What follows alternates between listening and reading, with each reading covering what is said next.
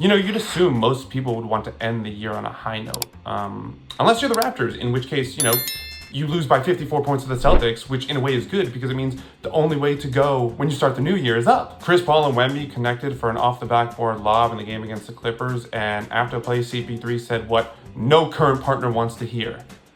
My ex did it a little bit better. Which did you find out first on social media? That Austin Reeves had 35 points, 10 assists, and 9 rebounds against the Cavs? Or that Cleveland won that game? Devin Booker returned from a 5-game absence for the Suns, which means, you guessed it, Bradley Beal went out with a left hip contusion. And it's one of the funniest, but also saddest things in the NBA where those three guys literally can't seem to play a game together. Seriously, I'm pretty convinced at this point that Philly's big three has played in more games together. The Knicks needed overtime to beat the Wizards on Saturday before playing them again on Monday and realizing, oh wait, this is the Wizards. The Bulls and Hornets have now set and tied the record for most missed threes combined by two teams in a single game. So their wide ratings are down. The Kings parted ways with Mike Brown following a loss to the Pistons because he was the one who fouled Jaden Ivey on a three-pointer. Doug Christie got his first win as Sacramento's head coach in a win over the Mavericks. And, you should enjoy it because at a certain point, Kings are gonna Kings. Nikola Jokic had 36 points, 22 rebounds, and 11 assists in a win over the Jazz.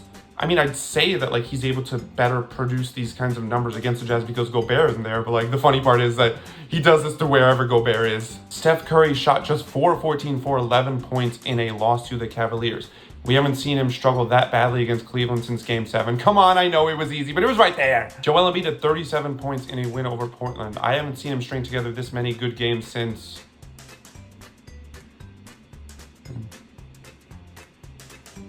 Orlando overcame a 21-point deficit to beat Brooklyn. That has me wondering if there's only a finite amount of basketball culture in the state of Florida and if the tides are beginning to turn. Bruce Brown made his season debut for the Raptors after missing the first 31 games with knee injury. The only problem is that he was really disappointed to learn that he couldn't wear the cowboy hat on the court. Tyrese Halliburton had 31 points in a win over Boston. Remember when we used to not be surprised about Halliburton going for 30?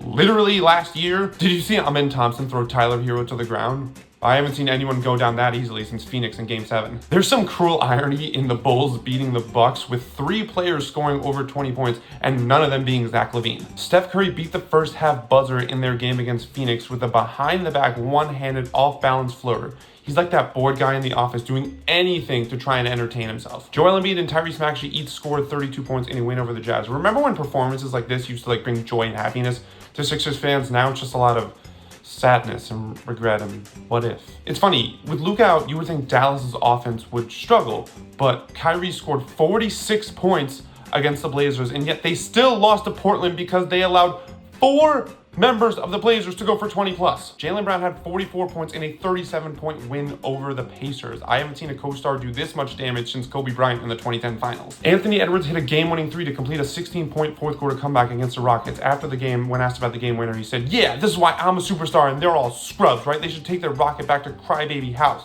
To which the Rockets responded, dude, we just said good shot and good game. The Grizzlies led wire to wire in their win over the Pelicans. Do you also feel stupid for thinking that this would at one point be a rivalry of the future? The Cavs scored a season high 149 points in a win over the Nuggets in Denver. I haven't seen that much scoring in the Mile High since the Nuggets used to be contenders. The Mavs led wire to wire in their win over the Suns, but I can only make so many jokes because neither Luka nor Booker played in that game. Wait, so Draymond didn't play in Golden State's loss to the Clippers, but Jonathan Kuminga still came off the bench? But it also kind of worked because he scored a career-high 34 points? So I'm gonna make it make sense. SGA scored 45 points in a win over the Pacers, but you know the rules. Any high-scoring performance that comes with at least 10 free throws doesn't count. After his game winner against Orlando, it is only a matter of time before Tyler Hero goes all Captain Phillips on Jimmy Butler. Look at me, I'm the captain now.